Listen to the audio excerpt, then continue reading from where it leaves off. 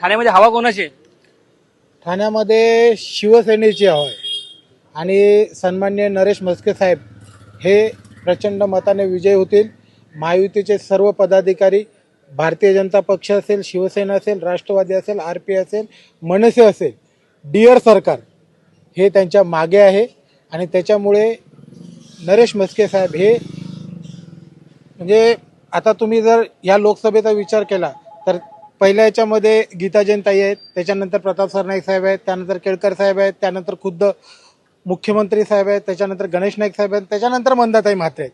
त्याच्यामुळे ह्या संपूर्ण लोकसभेत जेवढे विधानसभा क्षेत्र आहेत, ह्या विधानसभा क्षेत्रामधील जेवढे लोक आहेत त्या सर्व लोकांनी, सर्व मतदारांनी एकही ठिकाणी ह्या बैमानांना थारा दिला नाहीये। ही सद्यस्थिती आहे, हे आम्ही तोडचं नाही, हे रेकॉर्ड आहे। त्याच्यामुळे ह्यांना मतदान पडणार कुठून आहे?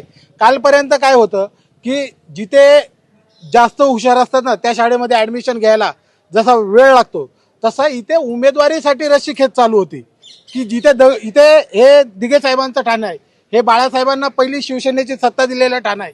इथून पहिला महापौर निवडून गेला होता, मुंबईच्या पेक्षा पण पहिला। त्याच्यामुळे इथे अशा बेछूट बैमानांना थारा नाहीये। इथे फक्त म्हस्के साहेब निवडून येतील, याला दुजोरा कोणीच देऊ शकत नाही।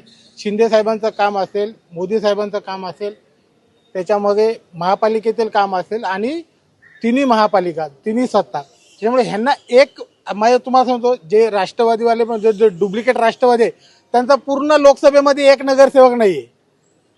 उबाटामध्ये समजा 2-3-4 काय असतील उरले सुरले बैमान, बाकी हिंदू ह्या शब्दाला जागरून जो पक्ष जागलाय तो फुले शाहू आंबेडकरांना मानणारा पक्ष, हिंदुत्ववादी पक्ष, ह्या सर्वांनी देशाच्या पंतप्रधान पदासाठी नरेंद्र मोदी सारख्या विकास पुरुषाला हे दिले, महत्व दिले, त्यांच्याकडे लोकांचं लोकमत आहे। त्याच्यामुळे यांचा कुठलाही विचार नव्हता। कालपर्यंत आमचा उमेदवार घोषित नव्हता म्हणून एकटेच पैलवान मैदानात मांड्या थापटत फिरत होते।